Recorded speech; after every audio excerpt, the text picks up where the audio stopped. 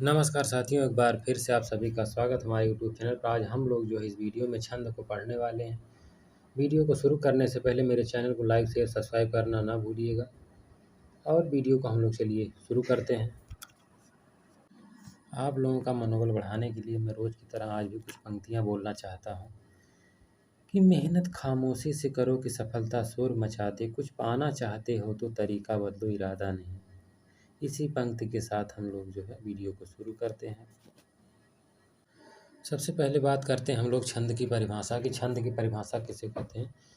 तो छंद शब्द जो है छद धातु से, यहाँ पे चा के स्थान पर छा कर लीजिएगा। छा फिर दा में हलन, छद।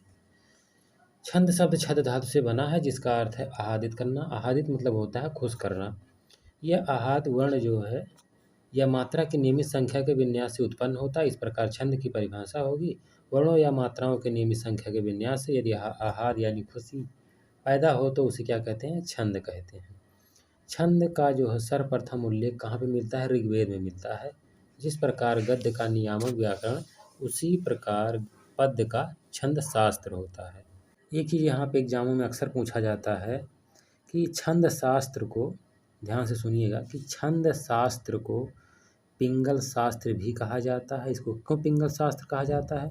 क्योंकि इसके आदि प्रणेता जो हैं वो कौन है? पिंगल ऋषि हैं। जिस प्रकार गद्य का नियामक व्याकरण है, उसी प्रकार पद्य का छंद शास्त्र है। यहाँ पे मैं लिखा भी था और ये एक पॉइंट छूट गया था, इसको मैंने बता दिया यहाँ पे। अब बात आती है कि छंद के अंग कितने होते हैं। तो छंद के कुल 7 अंग होते हैं। कितने अंग होते हैं? 7 अंग होते हैं। कौन कौन से हैं? पहला है चरण। चरण को ही पद या पाद इसी को कहते हैं, एक ही है सब। दूसरा है वर्ण और मात्रा है। तीसरा कौन सा है? संख्या और क्रम है। चौथा क्या है? गण है। पांचवा गति है। और छठा क्या है? यति और विराम है। और सता है अपना तुक है। इस तरह से छंद के अंग हो गए, टोटल 7 हो गए। अब इन्हीं जो है अंगों को एक एक करके हम लोग समझेंगे कि चरण, पद या पाद किसे कहते हैं। पहला इसी को जानते हैं। बात कर लेते हैं चरण पद की। तो छंद के प्रायः कितने भाग होते हैं? 4 भाग होते हैं। इनमें से प्रत्येक को चरण कहते हैं। दूसरे शब्दों में छंद के चतुर्थांश यानी चतुर्थ भाग को चरण कहते हैं। ये इंपॉर्टेंट पॉइंट ये देखिए कि कुछ छंदों में चरण तो 4 होते हैं, लेकिन वो लिखे 2 ही पंक्तियों में जाते हैं। इसका क्या मतलब होता है अभी मैं बताऊंगा। जैसे दोहा, सोरठा आदि। ऐसे छंद की प्रत्येक पंक्ति को दल कहते हैं। हिंदी में कुछ छंद जो हैं 6-6 पंक्तियों यानी पंक्ति को दल भी कहते हैं, लाइन भी कहते हैं, लिखे जाते हैं। ऐसे छंद दो छंद के योग से बनते हैं। जैसे कुंडलिया किस किस छंद से मिलकर बना है? तो दोहा छंद, रोला छंद, दोनों को मिल करके कुंडलिया बना है यहाँ पे। फिर छप्पय भी जो है रोला प्लस उल्लाला से मिलकर के क्या बना है? तो छप्पय बना है यहाँ पे। अब फिर जो है बात आती है चरण किसे कहते हैं, पंक्ति किसे कहते हैं, लाइन किसे कहते हैं, ये हम लोग जान लेते हैं। सर्वप्रथम लोग जानते हैं कि जैसे एक पंक्ति हो गई, लाइन से या कतार से कुछ भी चीज़ें अगर हैं तो उसको क्या बोला जाता है? एक पंक्ति। जैसे आप लोग जब छोटे छोटे बच्चे थे या फिर जब प्रेयर या करते थे हम लोग, जब लाइन से खड़े होते थे तो क्या कहते थे? एक पंक्ति बोलते थे ना, एक पंक्ति में आप लोग खड़े हो जाइए। इस तरह से इसको क्या कहते हैं? पंक्ति बोलते हैं। जैसे एक पंक्ति हो गया, 2 पंक्ति हो गया। अब इन्हीं 2 पंक्तियों को हम क्या करते हैं? 4 भागों में बांट देते हैं। जैसे 1 हो गया, 2, यानी एक पहला भाग हो गया, ये हो गया दूसरा भाग हो गया, ये हो गया तीसरा, ये हो गया चौथा। अब यहाँ भी मैंने लिखा है कि कुछ छंदों में चरण तो 4 होते हैं। चरण तो क्या होते हैं? 4 होते हैं, लेकिन वो लिखे 2 ही पंक्तियों में जाते हैं। पंक्ति तो 2 ही है ना, एक पंक्ति ये हो गई, दूसरी पंक्ति ये है, लेकिन इसमें चरण कितने हो गए? 4 हो गए। यानी 1 चरण, 2 चरण, 3 चरण, 4 चरण, क्योंकि मैंने इसको 4 भागों में बांट दिया है। अब उम्मीद करते हैं कि आप लोग जो है पंक्ति और चरण जो है समझ गए होंगे। पंक्ति किसे कहते हैं, चरण किसे कहते हैं, आप शायद आप लोग अब जो है समझ गए होंगे। अब बात आती है यहाँ पे चरण जो है 2 प्रकार के होते हैं। यहाँ पे नीचे देखिए, एक को समचरण कहते हैं, दूसरे को विषम चरण कहते हैं। तो सम चरण की बात आती है, दूसरे और चौथे चरण को क्या कहते हैं? सम चरण कहते हैं। अब इसको कैसे समझेंगे? फिर विषम चरण की बात आती है तो पहले और तीसरे चरण को विषम चरण कहते हैं। यानी हम इस तरह से समझें, जैसे पंक्ति हो गई, इस तरह से पंक्ति है। अब इस पंक्ति को हम लोग 4 भागों में जैसे बांटते हैं, बांट दिए। पहला हो गया, पहला है ये है दूसरा, ये है तीसरा, ये है चौथा, यानी 4 पार्ट इसके हो गए ना। 2 पंक्तियों के 4 पार्ट हम लोगों ने कर दिया। तब यहाँ पे सम चरण की बात आती है तो दूसरा और चौथा क्या है? सम चरण है। यानी ये दूसरा है, ये चौथा है, ये क्या हो गया? सम चरण हो गया। और विषम चरण किसे कहते हैं? पहले और तीसरे को क्या कहते हैं? विषम चरण कहते हैं। तो पहला यहाँ पे है और तीसरा यहाँ पे है, इन दोनों क्या कहते हैं? विषम चरण कहते हैं। अब आप लोग जो है सम चरण और विषम चरण शायद आप लोग समझ गए होंगे। पंक्तियाँ मैंने बता ही दिया। अब बात आती है कि कुछ जो है छंद हैं 6-6 पंक्तियों या दलों में बटे रहते हैं। पंक्ति या दल या लाइन, इसी को मैंने बोला था ना कि इसको पंक्ति भी बोलते हैं, लाइन भी बोलते हैं, दल भी बोलते हैं, इस तरह से। अब बात आती है कि 6-6 पंक्तियों या दलों में लिखे जाते हैं, इसको क्या कहते हैं? ऐसे छंद 2-2 छंद के योग से बनते हैं। जैसे कुंडलिया दोहा प्लस रोला से मिलकर बना है। यानी इसमें क्या हो गई? 6 पंक्तियाँ हो गई। दो पंक्तियाँ मैंने बना दिया, तो तीसरी पंक्ति ये हो गई, चौथी पंक्ति ये हो गई, पाँचवीं ये हो गई, फिर छठी पंक्ति। यानी 6 पंक्तियाँ अगर दिख जाए तो 6 पंक्तियाँ तो 2 होते हैं। एक कुंडलिया भी बनता है, एक छप्पा भी बनता है, यहाँ पे लिखा भी गया है। कुंडलिया किससे किससे मिलकर बना है? तो एक है दोहा प्लस रोला से मिलकर बना है, और छप्पा क्या है? रोला प्लस उल्लाला से मिलकर बना है। ये एग्जाम में पूछा भी जाता है, ये आप लोग जो है ज़रूर याद करके रखिए, क्योंकि ये अक्सर एग्जाम में पूछा जाता है कि कुंडलिया किन किन 2 छंदों से मिलकर बना है। तो दोहा प्लस रोला छंदों से मिलकर बना है, और छप्पा किससे मिलकर बना है? रोला प्लस उल्लाला से मिलकर छप्पा बना है। और इनमें पंक्तियाँ कितनी होती हैं? तो 6 पंक्तियाँ होती हैं। इस तरह से पंक्ति मैंने बताया था, 6 पंक्तियाँ होती हैं छप्पा और कुंडलिया में। समचरण विषमचरण की हम लोग बात कर लिए। पंक्तियों को भागों में बांटना भी बता दिया मैंने, कैसे बांटा जाता है इसको। समचरण विषमचरण किसे कहते हैं ये भी समझ लिया। टाइम चाहे जितना लग जाए लेकिन समझ में आना चाहिए। अगर कहीं भी समझ में ना आए तो कमेंट करके पूछने का प्रयास किया करिए, पूछ लीजिएगा कहाँ पे नहीं समझ में आ रहा है, मैं ज़रूर अवश्य बताऊँगा। अब बात करते हैं दूसरे चरण की। तो दूसरा चरण कौन सा है? यहाँ पे वर्ण और मात्रा, इसके बारे में हम लोग जानते हैं। ये अभी जो मैंने बताया चरणों पर, ये एग्ज़ाम में पूछे जाते हैं और ये लोग गलती करते हैं, इसीलिए मैंने इतना टाइम लेकर के अच्छे से समझाने का प्रयास किया। चलिए दूसरे की बात करते हैं। वर्ण और अक्षर को हम लोगों ने जो है वर्णमाला जब मैं पढ़ा रहा था तो बहुत अच्छे से वहाँ पे बताया था। अगर ना पढ़े हों तो वर्णमाला जा कर के आप लोग जो है पहला वीडियो है हिंदी का, हिंदी ग्रामर का, पढ़ लीजिए, वहाँ से जा कर के अच्छे से मैं बताया हुआ हूँ। फिर से यहाँ एक बार हम लोगों को देखना पड़ेगा, क्योंकि इस टॉपिक में है ये वर्ण और अक्षर, वर्ण और मात्रा, इसलिए वर्ण और अक्षर को पढ़ लेते हैं। तो एक स्वर वाली ध्वनि को वर्ण कहते हैं, चाहे वह स्वर ह्रस्व हो या हो दीर्घ। जिस ध्वनि में स्वर नहीं हो, जैसे हलंत शब्द राजन का ना में हलंत है ना, संयुक्ताक्षर का पहला अक्षर क्या है? कृष्णा, कृष्ण का जो है मूर्धन्य सा में हलंत है, उसे वर्ण नहीं माना जाता है। वर्ण को ही अक्षर कहते हैं। अब शायद आप लोग ना समझ पाए हो तो इसको हम और अच्छे से समझाने का प्रयास करेंगे। कहने का मतलब यही है कि जैसे कोई अक्षर लिखा हुआ है या वर्ण लिखा, वर्ण को क्या कहते हैं? अक्षर कहते हैं। जैसे मान लीजिए यहाँ पे ये चा लिखा हुआ है, चा में क्या लगा है? हलंत लगा हुआ है। हलंत जैसे नीचे इस तरह से लगा रहता है ना, अगर हलंत लगा हुआ है इसको हम लोग वर्ण नहीं मानते हैं। कहने का सेंस इसमें सिर्फ इतना ही है कि वर्ण इसको नहीं मानते हम लोग। वर्ण हम सिर्फ इसको मानते हैं, जैसे पूरा ये लिखा हो, ये लिखा हो, इस तरह से इसको हम लोग वर्ण मानते हैं। अब बात करते हैं कि वर्ण जो होते हैं 2 प्रकार के होते हैं। एक ह्रस्व स्वर वाले वर्ण, यानी ह्रस्व वर्ण इसको कहते हैं, और एक दीर्घ स्वर वाले वर्ण को क्या कहते हैं? दीर्घ वर्ण कहते हैं। अब ह्रस्व स्वर वाले वर्ण को कैसे लिखा जाता है? जैसे आ, ई, उ, री, का, की, कु, क्री, इस तरह से। अगर हलंत लगा हुआ है इसको हम लोग जो है वर्ण नहीं मानते हैं। लेकिन अगर इस तरह से, जैसे इसमें ये लिखा हुआ है, इसे का है, का लिखा हुआ है, नीचे इस तरह से अगर लगा हुआ है री की मात्रा, तो इसको हम लोग वर्ण मानेंगे। लेकिन अगर हलंत लगा हुआ तो वर्ण नहीं मानेंगे। अब दीर्घ स्वर वर्ण वाले को क्या कहते हैं? दीर्घ वर्ण कहते हैं। जैसे बड़ा, बड़ी, बड़ाऊ, ए, ऐ, ओ, औ, का, की, का पे बड़ा ऊ की मात्रा, के का पे ऐ की मात्रा, का पे ऐ की मात्रा, का पे ओ की मात्रा, का पे औ की मात्रा। इस तरह से कहने का मतलब हम लोग यहाँ पे इसलिए पढ़ रहे हैं क्योंकि आगे अभी हम लोग जो है जब दोहा, सोरठा इस तरह से हम लोग पढ़ेंगे, उसमें मात्रा निकालेंगे, तब इसका प्रयोग वहाँ पे होगा कि मात्रा कैसे निकालेंगे। क्योंकि ये लोग आप लोग जब इसको पढ़ेंगे पहले अगर जान लेंगे तभी वहाँ पे मात्रा निकालना जान पाएंगे, क्योंकि वो बहुत ही महत्वपूर्ण होता है। तभी आप लोग समझ पाएंगे कि ये जो है दोहा है कि सोरठा है, क्या है। इस तरह से आप लोग इसको पहले देख लीजिए कि ह्रस्व वर्ण, दीर्घ वर्ण।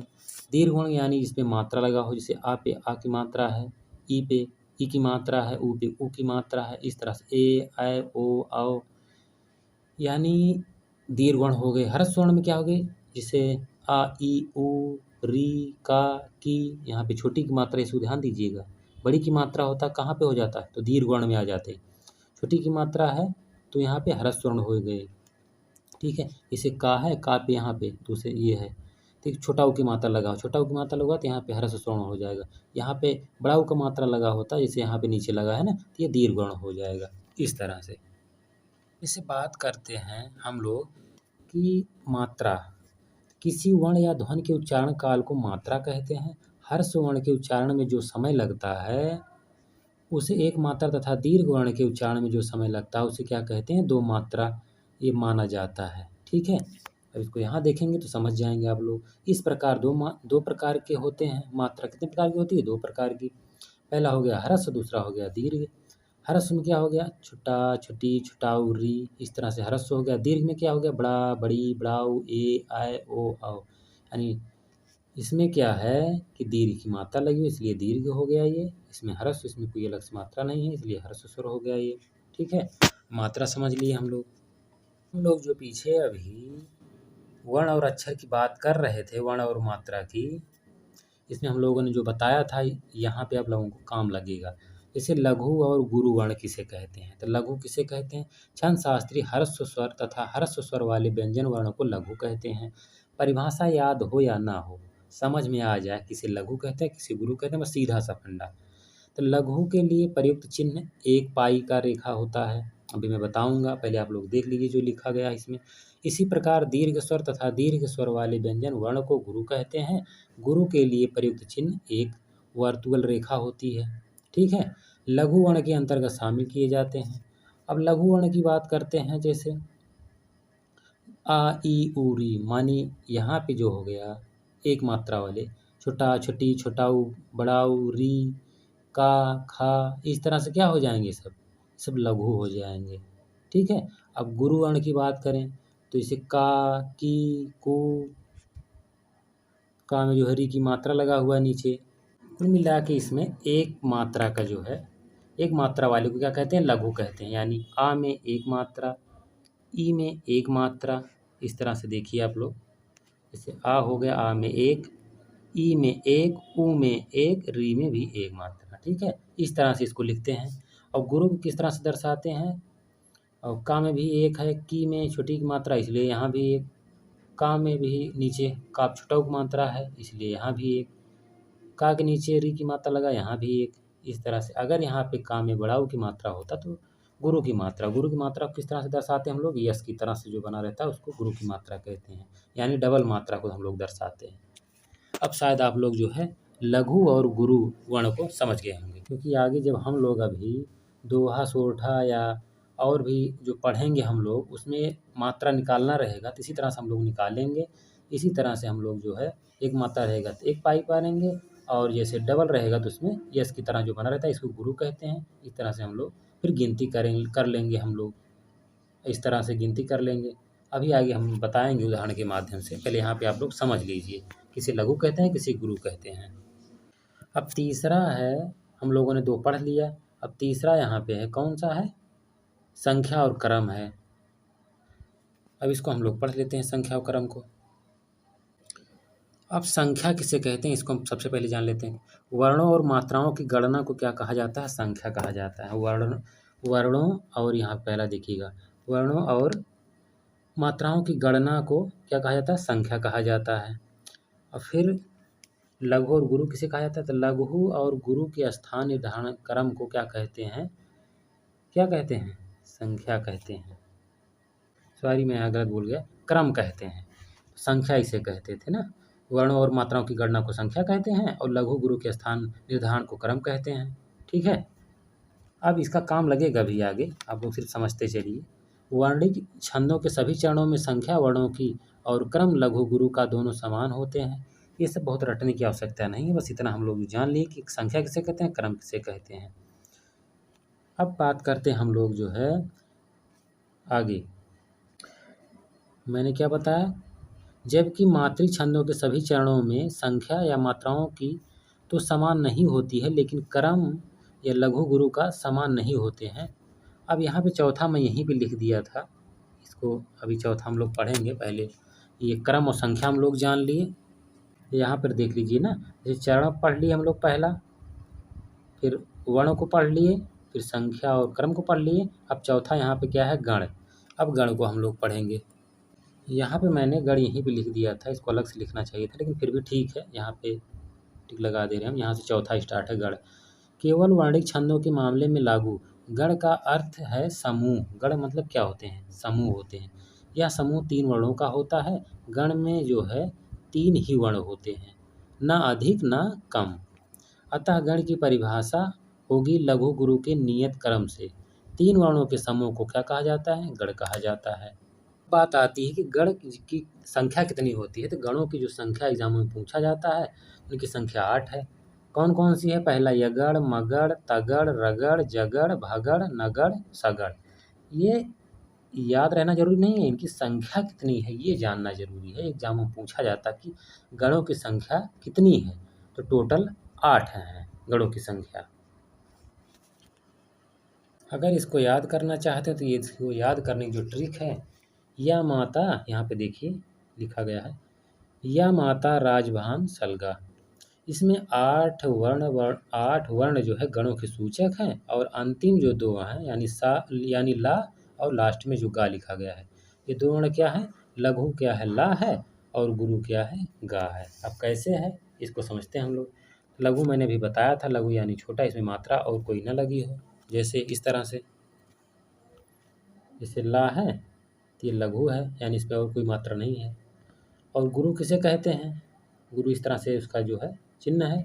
और गुरु कहते किसे हैं? जिसे यहाँ पे लास्ट में गा है ना, या गा लिखा गया है ना, तो इस तरह से बड़ा की मात्रा लगा हुआ है, यानी कि क्या हो जाएगा? तो गुरु हो जाएगा, यानी मात्रा लगा इसमें। ठीक है। अब आप लोग समझ गए होंगे लघु और गुरु। अब बात करते हैं कि सूत्र से गण प्राप्त करने का जो तरीका है, बोधक वर्ण से, यहाँ पर देखिए आप लोग, कि बोधक वर्ण से आरंभ कर आगे के 2 वर्णों को ले लें। आगे के 2 वर्णों, यानी इसे गण अपने आप निकल आएगा। या माता ले लेते हैं हम लोग, या माता। ठीक है। अब ये गण किसे कहते हैं? यहाँ पे या माता करके पहले या माता हम लोग लिख लेते हैं, यहाँ पे शुरुआत का या माता जो मैंने बताया। अब या माता को निकालेंगे कैसे हम? जैसे या माता मैंने लिखा हुआ है, तो या पे क्या हो जाएगा? एक मात्रा, यानी इस तरह से 1 पाई हो गई। ठीक है। फिर माँ है, माँ पे एक बड़ा की मात्रा है, यानी गुरु हो गया। गुरु यानी इससे दर्शाएंगे इसको। फिर ता है, इसमें भी बड़ा की मात्रा है, तो इसको भी इस तरह से दर्शाएंगे। तो ये क्या हो गया? यगड़ हो गया। इस तरह से, इस तरह से कहीं भी दिख जाए तो ये क्या हो जाएगा? यगड़ हो जाएगा। अब हम लोग बात करते हैं 5वें नंबर पर जो गति है, कि गति किसे कहते हैं। ठीक है। इसको हम लोग पढ़ लेते हैं। अब जानते हैं छंद की गति जो है, अभी मैंने बताया कि 5वें नंबर पर, तो छंद के पढ़ने के प्रवाह या लय को क्या कहते हैं? गति कहते हैं। सिंपल सा है, बस इतना ही जानिए। गति का महत्व वर्णिक छंदों की अपेक्षा मात्रिक छंदों में अधिक है। बात यह है कि वर्णिक छंदों में तो लघु गुरु का स्थान निश्चित रहता है, किंतु मात्रिक छंदों में लघु गुरु का जो स्थान हो निश्चित नहीं रहता है। पूरे चरण की मात्राओं का निर्देश नहीं रहता है। मात्राओं की संख्या ठीक रहने पर भी चरण की गति या प्रवाह में बाधा पड़ सकती है। जैसे दिवस का अवसान था, समीप में गति नहीं है, जबकि दिवस का अवसान समीप था, में गति है। इस तरह सिर्फ इसमें जो है सिर्फ आप लोगों को यही जानना है छंद की गति किसे कहते हैं। छंद के जो पढ़ने की परवाह या लय को गति कहते हैं। सिंपल सा बस इतना ही जानिए, बाकी आगे चलते हैं हम लोगों ने अभी छंद की गति पढ़ा। तो छंद की गति के माध्यम से ही चौपाई, अरिल व पद्धरि को जो है पहचानते हैं, क्योंकि इसमें जो होते हैं चौपाई, अरिल और पद्धरि में इन तीनों छंदों के प्रत्येक चरण में 16 मात्राएं होती हैं, पर गति भेद से जो है ये छंद परस्पर भिन्न हो जाते हैं। अभी हम लोगों ने जो छंद पढ़ा अभी गति छंद, इसी के माध्यम से हम लोग जो इसको पहचानते हैं कि चौपाई और अरिल और पद्धरि को, क्योंकि इसमें 16 मात्राएं होती हैं और इसी जो है गति के कारण ही हम लोग तीनों को पहचान लेते हैं। इसमें चौपाई कौन सा, अरिल कौन सा, पद्धरि कौन सा है। अतएव मात्रिक छंदों के निर्देश प्रयोग के लिए गति का परिज्ञान अत्यंत आवश्यक है।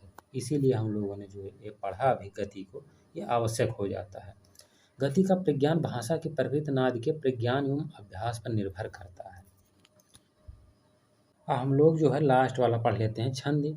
छंद में यति और विराम को पढ़ लेते हैं।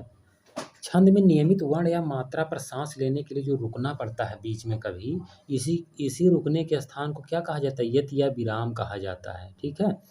छोटे छंदों में साधारणतः क्या होता है, यति चरण के अंत में आते हैं। यति जो होते हैं चरण के अंत में आते हैं अगर छोटे छंद हैं। अगर बड़े छंदों में एक ही चरण में एक से अधिक यति या विराम होते हैं। जैसे यति का निर्देश प्रायः छंद के लक्षण परिभाषा में ही कर दिया जाता है। जैसे मालिनी छंद में पहली यति 8 वर्णों के बाद तथा दूसरी यति 7 वर्णों के बाद पड़ती है। अब इसको हम लोग उदाहरण से अगर समझेंगे तो अच्छे से समझ जाएंगे। हम लोग जब कभी कोई जैसे वर्ण या मात्रा जैसे बोलते हैं तो थोड़ा सा रुकते हैं ना, थोड़ा सा रुकावट आ जाता है ना बोलने में, इसलिए क्या कहते हैं, यति या विराम कहते हैं। इस तरह से आप लोग समझ सकते हैं यति या विराम को। अब बात करते हैं हम लोग कि छंद में तुक। तो छंद के चरणांत की अक्षर मैत्री को तुक कहते हैं, यानी समान स्वर व्यंजन की स्थापना क्या कहते हैं, तुक कहते हैं। जिस छंद के अंत में तुक हो उसे तुकांत छंद और जिसके अंत में तुक ना हो उसे आतुकांत छंद कहते हैं। तुकांत आतुकांत को अभी हम लोग डिटेल से जानेंगे तब आप लोग जो है समझ जाएंगे। आतुकांत छंद को अंग्रेजी में ब्लैक वर्स भी कहते हैं। ठीक है। अब जो तुक के भेद होते हैं 2 होते हैं, तुकांत कविता होती है, एक आतुकांत कविता होती है। इन दोनों को हम लोग अच्छे से जानते हैं तभी आप लोग समझ जाएंगे।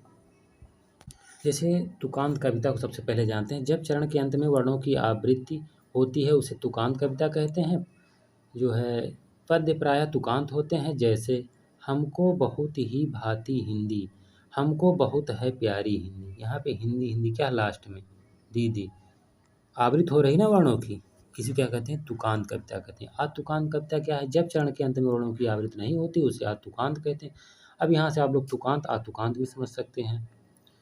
आतुकांत कविता कहते हैं नई कविता आतुकांत होती है। जैसे काव्य सर्जक हूँ, प्रेरक तत्वों के अभाव में लेखनी अटक गई है, काव्य सृजन हेतु तलाश रहा हूँ उपादान। यानी यहाँ पे वर्णों की आवृत्ति नहीं है तो यह क्या हो जाएगा, यहाँ पे आतुकांत कविता हो जाएगी। अगर आवृत्ति हो रही वर्णों की तो तुकांत हो जाएगा, नहीं हो रही तो आतुकांत। ठीक है। अब आप लोग समझ गए होंगे तुकांत आतुकांत। छंद को इस तरह से पढ़ लीजिए आप लोग कि फिर दोबारा कभी पढ़ने की आवश्यकता ना पड़े। इसीलिए मैं बहुत डिटेल से पढ़ा रहा हूँ, क्योंकि बहुत से लोग क्या करते हैं कि 10 मिनट में वीडियो बनाए, फटाफट दोहा सोरठा उलाला सब बता दिए, ख़त्म हो गया। लेकिन नहीं, एक एक पॉइंट अगर आप लोग जान लेंगे तो फिर शायद कभी आप लोग जो है किसी से और पूछने की आवश्यकता नहीं पड़ेगी। इसीलिए मैं जब भी वीडियो बनाता हूँ तो बहुत डिटेल बनाता हूँ, एक एक पॉइंट उसमें क्या करता हूँ, डिस्कशन करता हूँ। अब हम लोग पहुँच गए हैं छंद के भेद पर। अब यहीं से स्टार्ट होता है कि छंद के भेद कितने होते हैं। छंद के 3 भेद होते हैं, वर्णिक, मात्रिक और मुक्त छंद। वर्णिक छंद, मात्रिक छंद और मुक्त छंद। वर्णिक छंद किसे कहते हैं, इसमें वर्णों की गणना होती है, इसे वर्णिक छंद कहते हैं। और मात्रिक छंद में जिस छंद के सभी चरणों में मात्राओं की संख्या समान हो उसे क्या कहते हैं, मात्रिक छंद कहते हैं। मुक्त छंद, जिस छंद में वर्णिक या मात्रिक जो है प्रतिबंध ना हो इसे क्या कहते हैं, मुक्त छंद कहते हैं। 3 हो गए, अब इसको हम लोग जान लेते हैं। अब बात करते हैं प्रमुख वर्णिक छंद। जैसे प्रमाणिक पूछ लेता है एग्जामों में, कभी इसे वर्ण कोई दे दिया एक शब्द, इसे पूछ लिया कितने वर्ण हैं। ये प्रमाणिक में 8 हैं, स्वागत भुजंगी, यहाँ से देखिए स्वागत भुजंगी शालिनी इंद्र वज्रा धोतक, इन सब में क्या है 11 वर्ण है। वंशज, भुजंग प्रयाग, द्रुत विलंबित, तोटक सभी में 12 वर्ण है। और फिर यहाँ पे बसंत तिलका 14 वर्ण है। मालिनी में 15, ये एग्जाम पूछा था, मालिनी कई बार पूछा गया एग्जाम में। मालिनी में कितने वर्ण हैं तो 15। पंचमाक्षर और चंचला में सभी 16 वर्ण हैं। मंदा, क्रांता, शिखरिणी ये सभी 17 वर्ण हैं। शार्दुल, विक्रीड़ित ये 19 वर्ण हैं।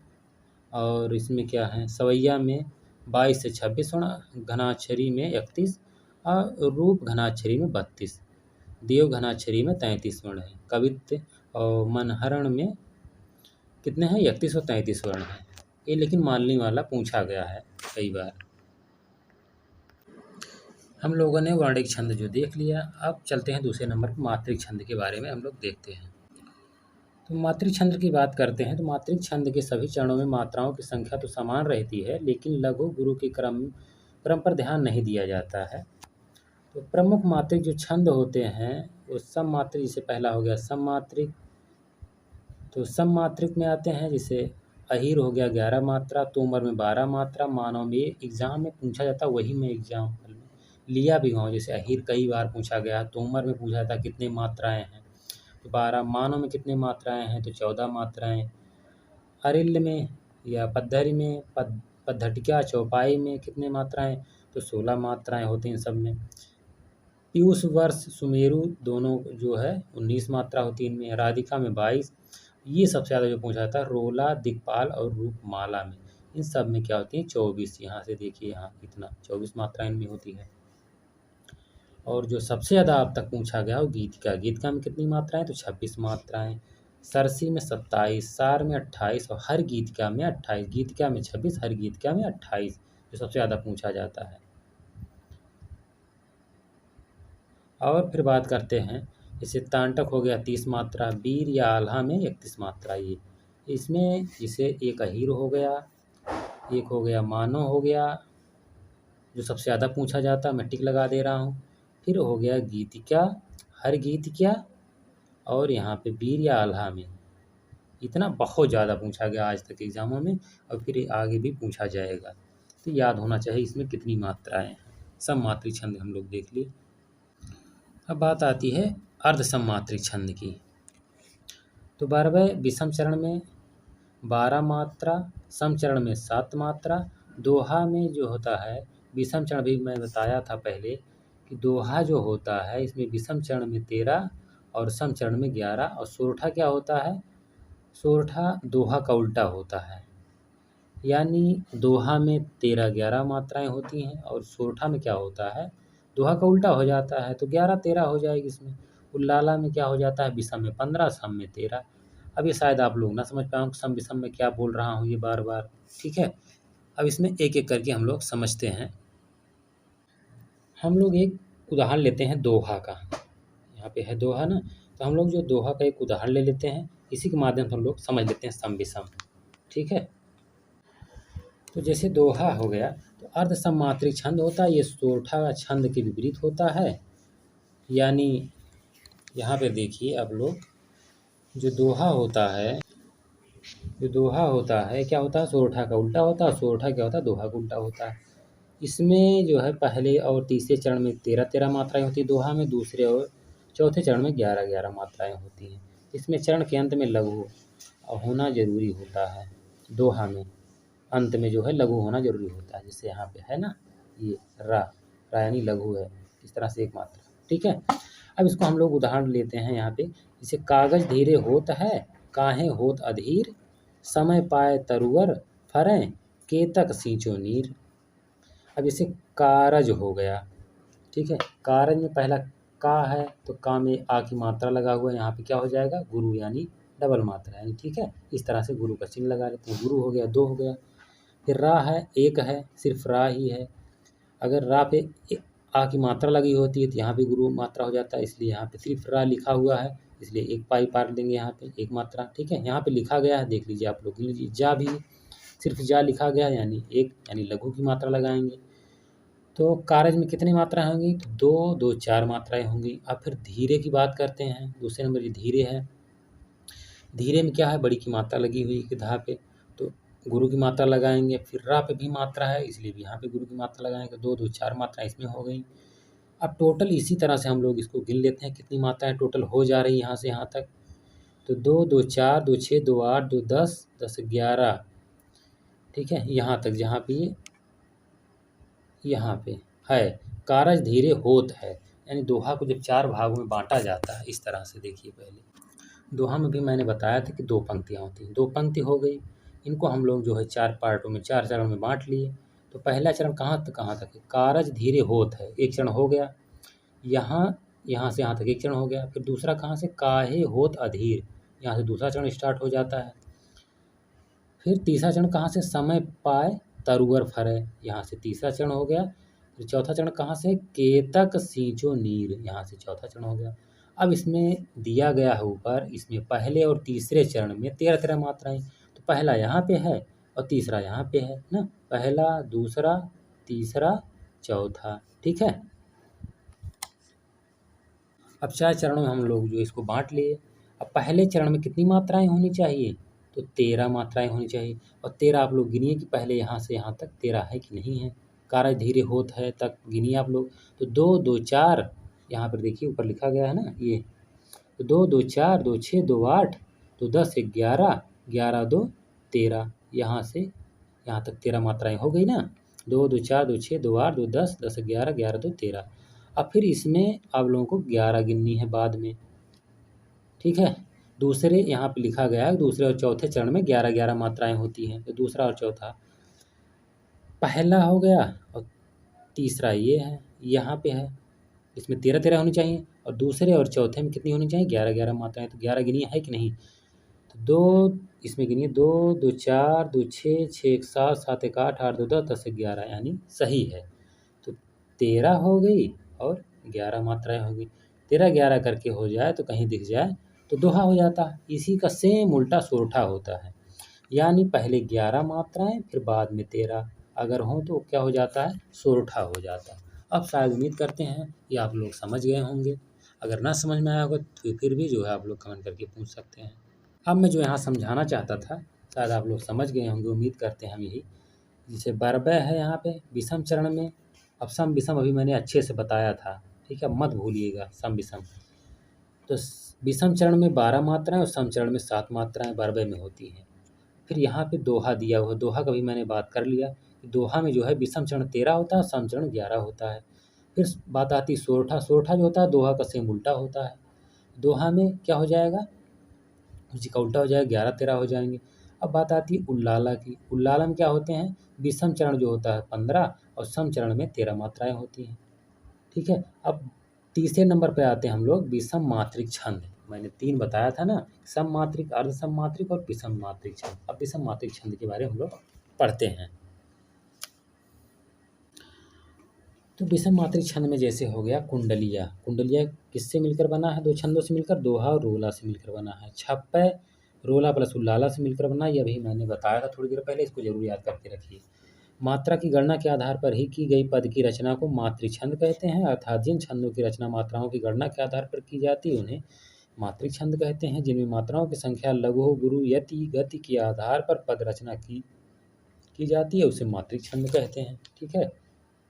यहाँ पे मैंने एक सोरठा का भी उदाहरण लिया है। दोहा तो मैंने बता दिया, दोहा का उल्टा क्या होता है? सोरठा होता है, इसको भूलिएगा मत। यह अर्ध सम्मात्रिक छंद होता है, ये पूछा जाता है, अर्ध सम्मात्रिक छंद है। ये दोहा छंद के विपरीत होता है। इसमें पहले और तीसरे चरण में क्या होते हैं? 11-11 और दूसरे और चौथे चरण में क्या होती हैं? 13-13 मात्राएं होती हैं, ठीक है। और दोहा क्या होता था? पहले 13-13 फिर 11-11, ठीक है। इस तरह से यह दोहा का उल्टा होता है। विषम चरणों के अंत में एक गुरु और एक लघु मात्रा का होना जरूरी होता है। तुक प्रथम और तृतीय चरणों में होता है। जैसे एक उदाहरण मैंने यहाँ पे लिया हुआ, कहे जु पावे कौन, एक चरण हो गया, ठीक। विद्या धन उद्यम बिना, यहाँ पे दूसरा चरण हो गया। फिर तीसरा चरण यहाँ पे है, ज्यों पंखे की मौन, ज्यों पंखे की पौन, यहाँ तीसरा हो गया, ठीक है। अब चौथा कहाँ से है? बिना डुलाए ना मिले, बिना डुलाए ना मिले, चौथा चरण हो गया। यानी 4 चरण हो गए, ठीक है। इस तरह से। अब पहले चरण में कितना होना चाहिए, पहले और तीसरे चरण में कितना होना चाहिए, तो 11-11 इसमें और इसमें 11-11 मात्राएं होनी चाहिए। आप लोग गिनिए 11 हैं कि नहीं हैं। कहे जो पावे कौन, यहाँ तक गिनिए, कहे जो पावे कौन तक कितनी मात्राएं, 11 मात्राएं होनी चाहिए। तो गिनिए आप, का पे एक मात्रा यानी ऐसे पाई पार दीजिए। फिर हा है, हा पे आई की मात्रा है यानी गुरु की मात्रा लग जाएगी 2। इस तरह से यस बना दीजिए, यस के आकार का बनेगा गुरु। तो 2 हो 3 हो गया। तो जू हो गया, इस पे मात्रा लगा हुआ है, छोटा ऊ की मात्रा, इसलिए क्या हो जाएगा, एक ही होगा। अगर बड़ा ऊ का मात्रा लगा होता तो यहाँ पे गुरु की मात्रा लगती, यानी यहाँ पे लघु ही है। तो एक पा इस तरह से पार दीजिए। फिर पा है, आ की मात्रा लगा हुआ यानी गुरु की मात्रा। फिर वाह है, वाह पे आई की मात्रा है, वय की मात्रा है, यानी क्या हो जाएंगी, ये भी गुरु की मात्रा लग जाएगी। अब गिनिए कितना हो गया। अभी कौन बचा हुआ है, कौन, का पे औ की मात्रा है यानी ये भी गुरु की मात्रा, और ना एक ही है यानी एक पाई। अब इसको गिनिए 11 है कि नहीं। 1 2 1 3 1 4 2 6 2 8 2 10 11 यानी सही है 11। और यहाँ से यहाँ तक गिनिए आप लोगों को 13 होना चाहिए। इस तरह से 11 और 13 अगर दिख जाए वाक्य में तो ये सोरठा हो जाएगा। अब उम्मीद करते हैं कि आप लोग दोहा और सोरठा समझ गए होंगे। आगे बात करते हैं। अब बात करते हैं रोला छंद की। यह एक मात्रिक छंद होता है, इसमें 4 चरण होते हैं। इसके प्रत्येक चरण में 11 11 और 13 के क्रम से 24 मात्राएं होती हैं। इसके अंत में 2 गुरु और 2 लघु वर्ण होते हैं। ये 11 और 13 के क्रम में 24 मात्राएं होती हैं। अब इसको हम लोग देख लेते हैं। इसको उदाहरण से अगर देखेंगे तो समझ जाएंगे। यानी नीलांबर परिधान हरित पट पर सुंदर है, सूर्य चंद्र युग मुकुट मेखला रत्नाकर है, नदियां प्रेम प्रवाह फूल तारे मंडन है, बंदी जन खग वृंद शेष फन सिंहासन है। अब इसकी पहली लाइन, पहली पंक्ति हम लोग देखते हैं। जैसे नीलांबर परिधान कितना होना चाहिए, 11 मात्राएं होनी चाहिए। फिर यहाँ से हरित पट सुंदर है, यहाँ से यहाँ तक 13 मात्राएं होनी चाहिए। यानी दोनों को मिला करके एक पंक्ति में टोटल 24 मात्राएं आनी चाहिए। तो यहाँ पे लिख दिए हम पहले से ही, आप लोग गिन लीजिए टोटल 24 है कि नहीं। तो 2 2 4 2 6 2 8 2 10 11 11 तो हो गई पहले चरण में। फिर दूसरे चरण में देखते हैं 3 2 5 2 7 7 2 9 9 9 2 11 11 2 13 यानी 11 13 यानी टोटल मिला के 24 हैं पहली पंक्ति में। इस तरह से कहीं देखिए तो ये रोला हो जाएगा। अब बात करते हैं चौपाई छंद की। यह एक मात्रिक छंद है, इसमें 4 चरण होते हैं। इसके हर चरण में 16 मात्राएं होती हैं। प्रत्येक चरण में कितनी मात्राएं होती हैं, 16। चरण के अंत में गुरु या लघु नहीं होता है, लेकिन 2 गुरु और 2 लघु हो सकते हैं। अंत में गुरु वर्ण होने से छंद में रोचकता आती है। जैसे उदाहरण से अगर देखें, इहि विधि राम सबहि समुझावा, गुरु पद पदुम हरस सिर नावा। अब 16-16 मात्राएं होनी चाहिए। तो जैसे इह विधि राम सबहि समुझावा, इसमें 16 है कि नहीं, गिन लीजिए पहले। ई में 1 हो गया, ई में छोटी की मात्रा है इसलिए भी 1 मात्रा, विधि में 1, धी में भी, धा में छोटी की मात्रा लगा इसलिए भी यहाँ भी 1, राम में आ की मात्रा है यानी गुरु की मात्रा लगेगी 2 है यहाँ पे, माँ में 1 ही है, सा में 1, बा में 1, हा में 1। फिर यहाँ पे समझावा में से सा में जो है 1 है, इसमें भी माँ में जो है 1 है, झावा में मतलब आ की मात्रा इसमें 2, वा में भी 2। अब टोटल 16 होनी चाहिए। 2 2 4 2 6 1 7 3 10 10 2 12 12 2 14 2 16 यानी 16 मात्राएं हैं, यानी सही है, ये चौपाई है। इसमें भी 16 मात्राएं होनी चाहिए। नीचे से गुरु पद पदुम हरस हरस सिर नावा, इसमें भी 16 मात्राएं होनी चाहिए। आप लोग गिन लीजिएगा। अब बात करते हैं कुंडलिया छंद की। कुंडलिया विषम मात्रिक छंद होता है, इसमें चरण होते हैं। इसमें 6 चरण होते हैं। कुंडलिया में भी मैंने पहले भी बात किया था शुरुआत में। शुरू के 2 चरण दोहा और बाद के 4 चरण उल्लाला के होते हैं। 2 चरण क्या होते हैं, शुरू में 2 चरण दोहा होते हैं और बाद के 4 चरण उल्लाला छंद के होते हैं। इस तरह हर चरण में 24 मात्राएं होती हैं। जैसे घर का जोगी जोग न आन गाँव का सिद्ध, बाहर का बक हंस हंस घरेलू गिद्ध, हंस घरेलू गिद्ध उसे पूछे ना कोई, जो बाहर का होई समादर ब्याता सोई, चित्त वृत्ति यह दूर कभी ना किसी की होगी, बाहर ही धक्के खाएगा घर का जोगी। यानी 6 पंक्तियां हैं, इसमें 6 लाइन हैं, 1 2 3 4 5 6। कुंडलिया में कितनी पंक्तियाँ होती हैं? कुल 6 पंक्ति होती हैं और इसमें 6 चरण होते हैं, ठीक है। शुरू के जो 2 चरण हैं, यानी ये 2 चरण, ये 1 और 2 चरण जो हैं ये दोहा के हैं, बाकी जो 4 बचते हैं ये क्या हैं? उल्लाला के छंद हैं। इस तरह हर चरण में 24 मात्राएँ, जितने चरण हैं यानी इसमें भी 24, इसमें भी 24, इसमें भी 24, इसमें भी 24, इसमें भी 24, इसमें भी 24, प्रत्येक चरण में 24 मात्राएँ होनी चाहिए। अभी मैंने निकालना बताया था आप लोगों को, आप लोग निकाल के ये जो है कमेंट करके बताइएगा कि सही है या नहीं। लास्ट में एक जो बच रहा है मुक्त छंद है। मुक्त छंद एग्जामों में अधिकतर पूछा जा रहा है, इसमें पहले नहीं पूछा जाता था लेकिन अब पूछा जा रहा है। तो जिस विषय छंद में वर्णित या मात्रिक प्रतिबंध ना हो, ना प्रत्येक चरण में वर्णों की संख्या और क्रम समान हो और मात्राओं की कोई निश्चित व्यवस्था हो ना हो, तथा जिसमें नाद और ताल के आधार पर पंक्तियों में लय लाकर उन्हें गतिशील करने का आग्रह हो, वह मुक्त छंद है। उदाहरण जैसे निराला की कविता, जूही की कली इत्यादि। मुक्त छंद को आधुनिक युग की देन माना जाता है। जिन छंदों में वर्णों और मात्राओं का बंधन नहीं होता है उन्हें क्या कहते हैं? उन्हें मुक्त छंद कहते हैं। अर्थात हिंदी में स्वतंत्र रूप से आजकल लिखे जाने वाले छंद मुक्त छंद होते हैं। चरणों की अनियमित, असमान, स्वच्छंद गति और भाव के अनुकूलयति विधान ही मुक्त छंद की विशेषता है। इसे रबर या केंचुआ छंद भी कहते हैं। इनमें न वर्णों की और न ही मात्राओं की गिनती होती है। जैसे इसका उदाहरण के लिए देख लेते हैं हम लोग। वह आता, 2 टूक कलेजे के करता, पछताता, पथ पर आता। पेट पीठ दोनों मिलकर हैं एक, चल रहा लकुटिया टेक। मुट्ठी भर दाने को भूख मिटाने को, मुँह फटी पुरानी झोली का फैलता। 2 टूक कलेजे के करता, पछताता, पथ पर आता। यानी कहीं भी मैच नहीं कर रहा है यहाँ पे, आप देख सकते हैं ये एकदम मुक्त है। इसी को क्या कहते हैं? मुक्त छंद कहते हैं।